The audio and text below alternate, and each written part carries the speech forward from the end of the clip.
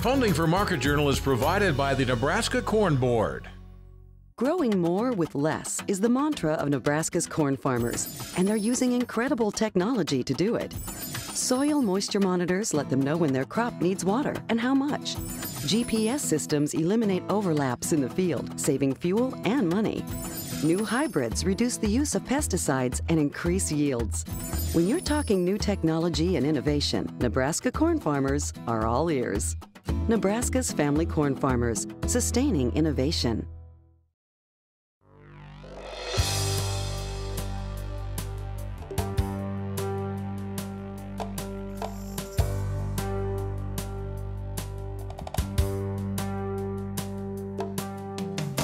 Market Journal, television for agricultural business decisions, is a presentation of the University of Nebraska-Lincoln's Institute of Agriculture and Natural Resources.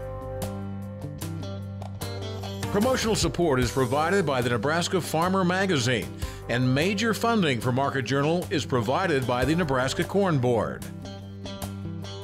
Welcome to this week's edition of Market Journal. I'm Jeff Wilkerson. On this episode, Elaine Kub describes weakening in the U.S. dollar. Allan Vyhnalek recaps results from Nebraska Extension survey on farm succession planning. Henry Hilscher discusses research on feeding Distillers grains in the feedlot. And Justin McMechan explains how producers can scout for insects in cover crops. Elaine Kub is our market analyst this week. The U.S. Department of Agriculture expects Brazil will set a new global record for soybean exports during the country's marketing year, shipping out nearly 61% of what its farmers grow. The increased competition led the agency to lower its American soybean export forecast in its most recent estimate, but the total number is off only slightly from last year. The U.S. may export nearly half its 2017 soybean crop, but American beans do face headwinds. First, China has imposed stronger restrictions on the amount of foreign material in U.S. imports, things like sticks, corn kernels, or cockleburs. Second, Brazilian soybeans typically contain more protein, critical for animal feeds. And third, President Trump this week placed tariffs on washing machines and solar cells, a move that impacts Asia.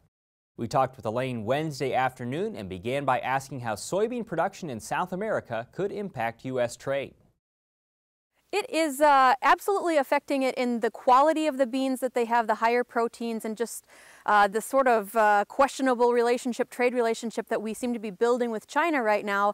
Any sort of movement against solar panels, for instance, can be fought against by the Chinese, claiming that we have too much FM in our soybeans. So there are headwinds for us in that idea of getting that export business away from South America, and when they have a huge crop coming out of Brazil, and that's never going to be very helpful for our prices here at the Gulf. Well, let's talk about prices. Let's start in soybeans. It's been a sustained rally. What do you think is behind it? Well, I think number one thing behind it is the idea of perhaps the poorer crop that could be coming out of Argentina.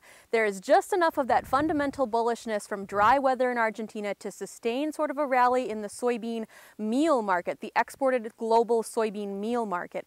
That has absolutely been the driver. When we look at the global edible oils, that's following behind. So feed grains, soybean meal, that's the driver of the soybean rally. Meanwhile, corn, which had been sleeping for weeks really, had a great day today. It put on 5 cents. Why? Well, I think we can tie almost all of the movement, the upward movement in grains from day to day on the prospects for the U.S. dollar. So on Wednesday, the U.S. dollar really fell apart. It could be, more prospects for another government shutdown or less optimism about the government, getting itself straightened out in the Senate. So every time you see the U.S. dollar fall apart like that, dollar-denominated commodities, specifically the grains, they will tend to rise. So same thing for wheat then? Absolutely, and in fact, that's what makes me think of it more than anything else. Historically, wheat tends to have a stronger negative correlation with the U.S. dollar than the other grains do. And I don't know if that's necessarily justified in this 2017-2018 marketing year because our wheat export prospects are generally so poor otherwise, so it shouldn't be so affected by our currency. But nevertheless, seeing that double-digit higher move in the Chicago wheat market makes me think that the funds are looking at that relationship between the dollar, and that's what's driving the wheat market. Of course, there is also the fundamental story of a dry weather pattern in the U.S. southern plains that could also be helping to boost that or sustain that rally. Would you like to make us Southerners feel better about our basis levels by telling us what it's like up there? Sure. Look at new crop basis levels for locking in 2018 prices up in north central South Dakota. You're talking 90 under, 85 under. So it takes off almost, a quarter of the value just looking at that. But basis in the heart of the Corn Belt, and certainly down there in Nebraska and Iowa, got really strong. The nearby basis, there was push, particularly in soybeans these past couple of weeks. What do you think the opportunities for selling are for either old or new crop in the near term? I think the opportunities, like I mentioned, that push in the soybean basis here at the end of January, that can be an opportunity for folks who need to get things moved. And absolutely they can continue moving the corn. There will be decisions being wondered about whether they should be selling to a co-op or to a private processor. And I think that's part of the reason why we saw the soybean processors really have to be bidding up. So to the extent that that's an opportunity, 3 or 4 cents, 10 cents, if you can get that, here's a chance. I want to finish with this. A U.S. cargo of soybeans was sold to China this week, which isn't necessarily noteworthy, but it was done using blockchain. You wrote in November that you thought blockchain could revolutionize the grain trade. How so? Yeah, absolutely. Blockchain, for those who may not be familiar with that term, because it always gets overshadowed by the word Bitcoin. So Bitcoin is these cryptocurrencies that are traded, but they're traded with a blockchain. So it's just a big database that is shared among thousands of computers. So already we are seeing commodity trades being done. Energy trades, oil trades are done with blockchain, and it's a very transparent way of getting a cargo moved and all the paperwork following along and everybody being able to share and see everything that has happened to that cargo in a very efficient way. So now that Louis Dreyfus has demonstrated that that can be done for ag commodities, for a soybean shipment, this is great news for the ag industry. It will just make the overall supply chain more efficient and have that paperwork be there for everybody in a fast way. It may not be the kind of thing, that a farm load, there's not going to be a bill of lading necessarily on a blockchain from a load off of your farm, but like I said, the entire supply chain will be moving in this direction, and I think the transparency that end users are going to want, particularly think of in the meat industry, this could be the kind of thing that affects farm loads, just to get that transparency to the end user. That's something that is going to help us add value to our ag commodities. Next week, Luke Beckman from Central Valley Ag will join us to look at corn and soybean markets, and Oklahoma State Extension's Darrell Peel will recap the USDA's January cattle inventory report. Preliminary results from a Nebraska Extension survey indicate more than half of Nebraska's ag producers have a written succession plan for their operation. That level of planning is far higher than what the USDA found in 2013. The agency's Economic Research Service said then 29% of farms had succession plans, perhaps concerning given the demographics. In 2014, nearly a third of U.S. farm operators were at least 65 years old. Nebraska Extension educator Allan Vyhnalek helped conduct the online survey. We talked with him this week about why he thought the information would be useful. So I started a new job, got moved from Columbus to campus last July, and I'm working on farm succession and a farm transfer. And so for me, I was interested in doing a study of some sort to figure out where Nebraska was at in terms of what was happening with people's plans for farm succession and transfer. The only data I had was from Iowa State, and it's getting to be a little bit dated, so I wanted to see how we could compare to what Iowa had collected 3 years ago. And what did your results show as far as when producers in this state are planning to retire?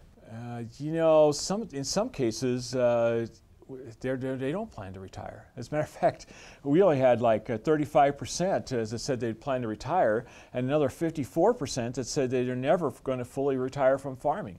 Interestingly enough, the Iowa State study shows that it was about 60% that don't ever fully plan to retire from farming. And so actually the two studies aren't that far off in terms of what we found the farmers were saying. What was the reason that they didn't plan to retire? They didn't plan to fully retire, mostly because they have a difficult time giving up control of the farm. That was their life. That was their thing. That's all they ever known.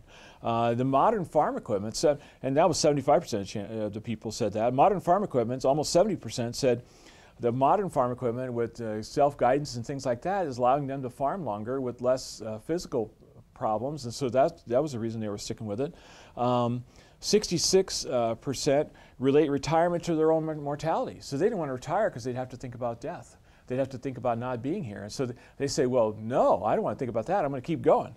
And another 62% felt they couldn't afford to retire, which I think is interesting. And we'd like to know more about that, but we don't right now. And 60% are not retiring or have plans to retire because they have a healthier or longer life than their parents did, for instance. I want to ask you a follow-up question about the technological aspect. The crop and livestock industries, they're almost different now, especially during winter, with what producers are going through. How many of your respondents were crop producers, crop and livestock producers, or just livestock producers? I think that, I don't know that we had anybody say that they were just livestock producers. We had about 55 or 60% say they were just crops, and another about 30 or 35 that said they were crops and livestock. How many of your participants had a written succession plan? Just over half, about 51 or 52%, which means what? 48 or 49% don't have a written plan. However, they said, I need to get one. So we asked a third question there. Do you have a plan? Yes. Do you not have a plan? No. And the third part of that was, do you have a plan, but you know you need one? Well, at least they said they knew they needed one instead of saying, no, but I do need one. I don't think I'll ever need one. They at least said that they're going to need one. Who's the successor in these plans? When you had a plan put in place and you have a successor identified, the people that responded said 87% of their children were their successors, primarily going to family members. And that's not surprising. No, not at all. If you've got a successor, then right now in today's age, it's going to a kid. One of the interesting things I thought was 55% said they would retire at a later age, or maybe not at all, because they don't have a successor. That brings up a challenging question about how you even get a successor or find what to do with the operation. Yeah, it's a challenge, because what I'm finding in talking to people in their kitchens is that in some cases you don't have enough asset base, especially if you're just crops, to bring a second family back in. I mean, we're talking probably 11 to 1,500 acres to support one family. And if you have another family that you want to bring back into the operation, and that's all you got, it's 11 to 1,500 acres, then bringing that second family, how are you going to pay for the second family to support itself? So that's one issue. And of course, then the second issue is, you have someone identified, and in some cases not. You know, I know of farmers that have children, but the children have all gone their way and they're all successful, and they have no intention of coming back to a farm. Well, it breaks people's heart, but you don't have a successor. You said one of the questions that you wish you would have asked was, who is in your planning team? Why is that important? Well, yeah, I asked him, who are you talking to about making decisions about your asset management? And people talked about themselves, their spouse, and their children. But I wish I would have asked him who else they're using, because as I teach my succession efforts, or do my succession teaching, I'm talking about the fact that you probably need a lawyer. You probably need a financial counselor or financial advisor. You probably need an insurance person. You probably need your CPA. And you probably have to work with your ag banker. Those are your 5 key team members that you have to have you don't have to have them, you can have what you want. But the point is, those are the ones that are suggested typically to help you make your decisions about what you're going to do with your assets. Nebraska Extension will publish the survey results this spring. Additionally, Nebraska Extension will be conducting 2 webinars about inheriting a farm. The webinars will be held February 19th and February 26th. Closer to those dates, you'll be able to find more information online at agecon.unl.edu/succession. Nebraska has more cattle on feed than any other state and is also the nation's 2nd leading producer of ethanol. Those 2 sectors are linked because of how ethanol is made. In the production process, plants generate byproducts such as distillers grain, corn oil, corn gluten feed, and corn gluten meal. Livestock producers use those byproducts heavily. University of Nebraska-Lincoln researchers are studying how the changing makeup of distillers grains could impact feedlot diets. Henry Hilscher is a UNL graduate student and the feedlot manager at the Eastern Nebraska Research and Extension Center near Meade. He talked with us there last week to describe that study. We first asked him to explain how distillers grains are used in the cattle feeding industry. So distillers are a byproduct of the ethanol industry, and we get those from ethanol plants, and then we incorporate it into our finishing diets. So we feed here at the feedlot anywhere from 15 to up to 40% of the diet on a dry matter basis. And that helps with our protein needs and also as an energy source to displace corn. One of the things that's interesting about the ethanol industry is that distillers can change. Tell me why. So as you know, we've been doing a lot of stuff with the oil removal in the last couple years, and because of that, we've also started thinking about what else can they take out at the ethanol plant. And so some of the cellulosic ethanol things have happened to try and reuse that distillers grains as a fiber source and getting some of that out and taking different proteins out for hog and chicken feed. And so we're looking at different components in the diet and replacing those to try and figure out what we're going to be left with in the feedlot one day. Describe what you did. So we did a couple studies, one here at UNL at the Research Feedlot in Meade and also at Scotts Bluff, and we just added different components. So we used some different protein sources that are made from the wet milling industry as well as the dry milling industry, and fiber sources, so corn bran, corn gluten meal. We put those pieces together and added it back in to try and equal what distillers grains were in the diet. So tried to have a same nutrient content across all the different diets and looked at what that did on performance. And then shifting those around to see what would happen if the distillers changed even more? Yes, sir. So we looked at if we remove the protein out or if we remove the fiber out from the cellulosic ethanol process, what that's going to do for those cattle compared to regular wet distillers grains or dry distillers grains. And what did you learn? So we learned that there's a lot of different changes, but there's also a lot of opportunities for using some of those products. So if some of the ethanol industry takes those for another resource, then we're going to be left with something that could still potentially help us out in the feeding industry, cheapen up diets. Did you notice any differences in gain or how long you had to keep the animals in the feedlot? So we did everything same days on feed. Performance was different, but not significantly different that we would throw our eyes up and our hands up and worry about seeing those differences. So this prepares you in case the industry changes even further? So future research that we're currently doing will be with the Corn Board and looking at some of those different components. Some of the ethanol plants now are putting those processes in. So we're left with a higher protein distillers grains and also a mixture of what we're calling the solubles or the liquid portion and the fiber component left over after you remove everything else. Can you just reiterate how important distillers are to the cattle feeding industry? It's huge. In my time here at UNL, that's all we've ever done, and so it's just amazing that we can feed that and get the gains and performance that we get comparing to just feeding straight corn, and the potential we have for an economic improvement by having such a cheap cost of gain. You can find more information about UNL's beef research in the 2018 Nebraska Beef Cattle Report, available at beef.unl.edu. The January Nebraska Farmer says the state's panhandle crops endured another season of extremes. In this month's issue, Nebraska Extension educator John Thomas describes how rain events delayed harvest for many dry bean growers. He also explains why several farmers in Box Butte County have been trying a different, direct harvest method to bypass the traditional windrowing approach. You can read about that process in the January Nebraska Farmer. Some growers learned last season how wheat stem maggot could impact corn. As we told you in June, the damage from wheat stem maggot was limited to very specific instances. They featured corn, which was planted into a green rye or wheat cover crop. Nebraska Extension's Justin McMechan says wheat stem maggot isn't the only pest that can infiltrate a cover crop. He joined us recently to explain why farmers could benefit from scouting fields for other insects. Yeah, there are a lot of different pests that can come into a cover crop system, and there are beneficials with that system, so it's kind of complex between the two. But we have black cutworm and true armyworm and common stalk borer, and we want to be concerned about these because they're easy to manage if we know they're coming into the system. And then there's some management techniques that growers can use to avoid significant loss to their cash crop that follows.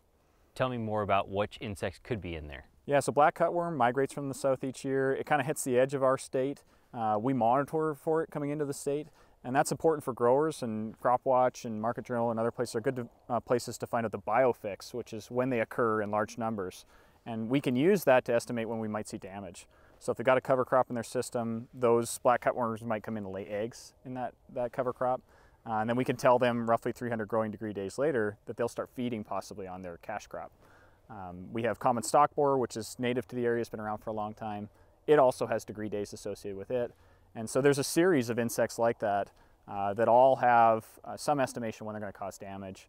And so it's relatively easy at least to scout, and depending on what BT traits they're using or insecticides that they might be applying in furrow or as a seed treatment, they may be able to manage some of those. Describe the newness of this, sort of the unfamiliarity of trying to find these in cover crops. Yeah, well, we have some literature, obviously, and some recent literature from other states, but we're seeing differences between states and locations, as well as the management practices associated with the cover crops there.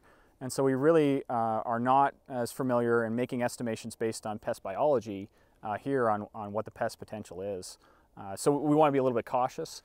We obviously get some new pests that show up in the system as well. But this is something we have some ongoing research here to get a better estimation within the state. It's complicated because there's multiple crop species as well, cover crop species. Last year, one of the new insects that we learned about was wheat stem maggot in cover crop. Yeah. Recap for me the problems that we saw. Sure, never been found on a widespread scale like that. We'd had isolated incidents in the past, 2015 and 2012, down in Kansas, an isolated site. But this past spring was pretty different for us in terms of cover crops, and we had issues with termination. And so a lot of growers were terminating just a few days prior or at planting, which is uncharacteristic to the zones for termination for this part of the state, where we typically terminate 15 days in advance or 5 days in advance. And these wheat stem maggots, which we really never see in cornfields, were what we think was feeding on the cover crop. It got terminated, and then they had to complete their development, and so they moved to the nearest thing, which was the corn. And we saw some pretty significant losses across the state. I think we got as high as 55% on an infestation in a cornfield and 30 bushel yield losses, which actually growers were surprisingly happy about, considering how bad things looked in the spring with the plants showing the type of symptoms they did. Did you learn anything from that that would be applicable for this season? Yeah, you know, we're still learning a lot. We've got a colony, we're testing, we're determining what development stage of corn they could cause damage on. So if there's any, off sync between those two, that would help. But we'd suggest, at least I would suggest to any grower that's concerned about it, to terminate at least 14 days in advance of planting their corn crop. Make sure it's good and dead.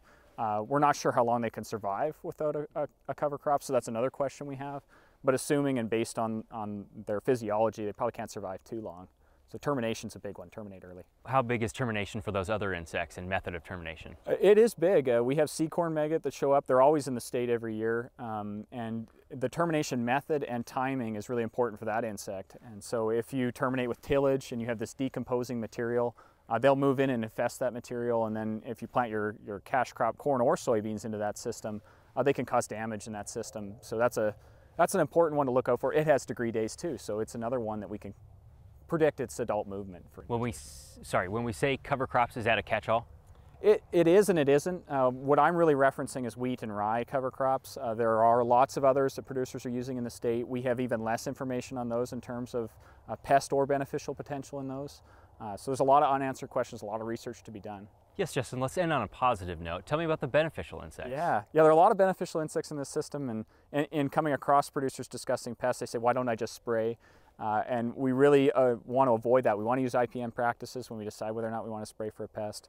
There are carabid beetles, little ground beetles in this system. They feed on weed seeds. We have weed issues, obviously, in the state. They also feed on other insects that are pest problems. And we have some papers from other states that show that they can actually knock down important pests like western corn rootworm, where they're using slender wheatgrass. We don't know what that's like in our state. And in terms of aphids, we've had lady beetles that have knocked down aphid populations. Koch has a published paper from 2016 and 2012 up in Minnesota. So we want to be cautious and try and keep those in the system so they have a carryover positive effect on our cash crop. Now, with this week's weather forecast, here's Nebraska Extension ag climatologist Al Dutcher. Well, folks, here again for the weekly forecast. Before we get to the main forecast, I would like to thank Stoney for subbing in for me last week. I was out on the road giving talks in Norfolk, Curtis, and Kearney, so it was very well appreciated. Now, in regards to the system that came out from the southwest, it did leave some significant snowfall in our region, primarily the heaviest snowfall from central Nebraska into northeast Nebraska, just to the north of Interstate 80. So you got south of there. Basically, we've seen the snowfall totals drop off, but precipitation was fairly widespread across the state. And anywhere from southwest to northeast Nebraska, seen generally 3/4 of an inch to an inch and a half, depending on location. So a very welcome moisture event. As we go for the next 7 days, it doesn't look like much in the way of significant moisture, but we're going to deal with a few shots of cool air. So let's go to the upper air models. And as we go to the upper air models, we show that the jet stream bringing a big dip into our region. That's that cool air that started to move in over the last 24 hours. That's going to continue to sag to the south and keep us in cool conditions this weekend as high pressure from the northern plains slides southeastward. Not much in the way of moisture in our region, but we will dealing with some very cool temperatures back to seasonal normals in the 30s, heavy precipitation to the Pacific Northwest. Now, as we get on the day Sunday, we'll start to see that ridge pushing a little bit farther eastward. That brings a cold air dead center over top of Nebraska and points east. So we'll see a warming trend in western Nebraska. Temperatures will still remain in the 30s across eastern Nebraska, with central Nebraska pushing that borderline between the 30 and 40 degree range. As we go into Monday, that ridge starts to push even closer, and much of that warmth from the western high plains starts to spread in and over eastern Nebraska. So all of the locations should be in the 40s, with 50s likely across western Nebraska. Heavy precipitation along the eastern seaboard as we get a coastal storm moving up the eastern seaboard. But as we go into the day on Tuesday, we start to see a trough building into the Pacific Northwest.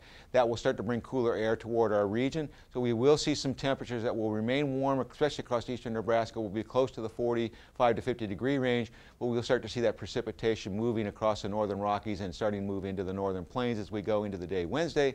As that cold air pushes south, where we get once another big trough, cool air behind it back to seasonal to below the seasonal norms with highs in the 30s.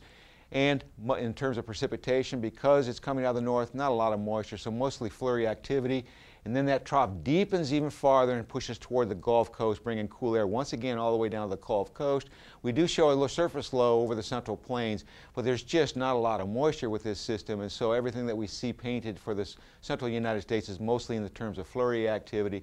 And as we get on the day Friday, we do see some shift of that cool air to the east, but another piece of surge will be coming down the pipeline this weekend. So these low pressure systems that you see along the front range of the Rocky Mountains will be localized with their snowfall. Primarily it will be an orographic lift with very little in the way of significant accumulating snowfall. Now as we go into this weekend, next weekend, 8 to 14 day forecast indicates a big stretch of cool air coming into our region, reinforced as we get into the 4th and 5th with a very strong Arctic surge. And with that Arctic surge, we are showing signs that we will see an increase in moisture. Thanks, Al. Today's interviews are available individually on the Market Journal website and through the Market Journal mobile app. They include information on corn and soybean prices, farm succession planning, feeding distillers grains, and scouting for insects in cover crops. As always, you can keep up with Market Journal during the week by following us on Instagram, Facebook, and Twitter. Next week, Luke Beckman will be our corn and soybean market analyst, and Daryl Peel will recap the USDA's January cattle inventory report. Until then, thanks for watching. I'm Jeff Wilkerson. We'll see you next week. Join Market Journal online at marketjournal.unl.edu. You can also follow us on Twitter, Instagram, and Facebook. Promotional support is provided by the Nebraska Farmer Magazine, and major funding for Market Journal is provided by the Nebraska Corn Board. Market Journal is produced by the University of Nebraska-Lincoln's Institute of Agriculture and Natural Resources.